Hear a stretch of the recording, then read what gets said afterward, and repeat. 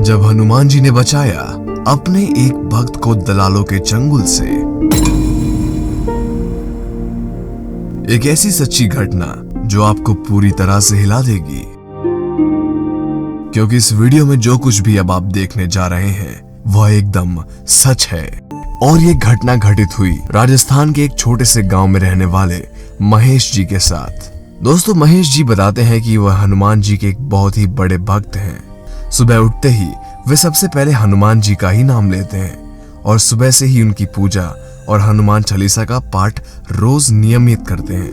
वे अभी अपने कॉलेज की पढ़ाई कर रहे थे और उनका बीए प्रथम ईयर का रिजल्ट आने वाला था। दोस्तों, रिजल्ट वाले सुबह वो किसी बात को लेकर बहुत ही ज्यादा चिंतित थे और घबराए हुए भी थे। जब रिजल्ट आया तो उसे देख के महेश जी बुरी तरह से टूट गए थे। उन्हें पता लगा था कि वो फेल हो गए हैं और इसी वजह से उनका मन पढ़ाई से हट गया।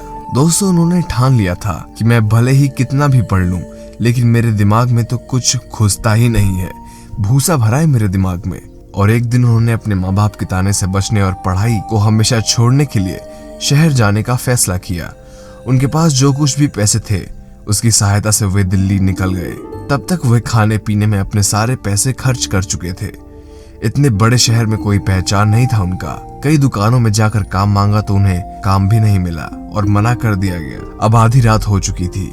भूखे प्यासे महेश जी रात काटने के लिए एक ऐसे ही रोड के किनारे बैठ गए।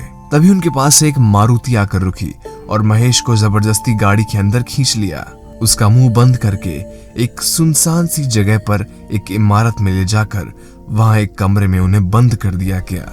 महेश को जब होश आया तो उसने दरवाजे के पास ध्यान से कान लगाकर सुना कि आखिर चल क्या रहा है। तब उसे सुनाई पड़ा कि 3-4 लोग ये बात कर रहे थे कि इस नए लड़के के शरीर के अंदर से जरूरी अंग निकाल लेते हैं।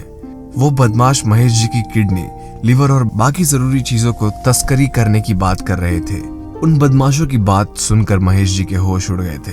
अब उन्हें लगा कि ये लोग उनके महत्वपूर्ण अंग निकालकर जिंदगी भर उनको अपाहिज बना देंगे। और वो जोर जोर से रोते हुए हनुमान जी को याद करने लगा तथा हनुमान चालीसा पढ़ने लगा। तभी महेश को बाहर से कुछ अजीब सी आवाज आने लगी। वे लोग चिल्ला रहे थे, भागो भागो बंदर बंदर।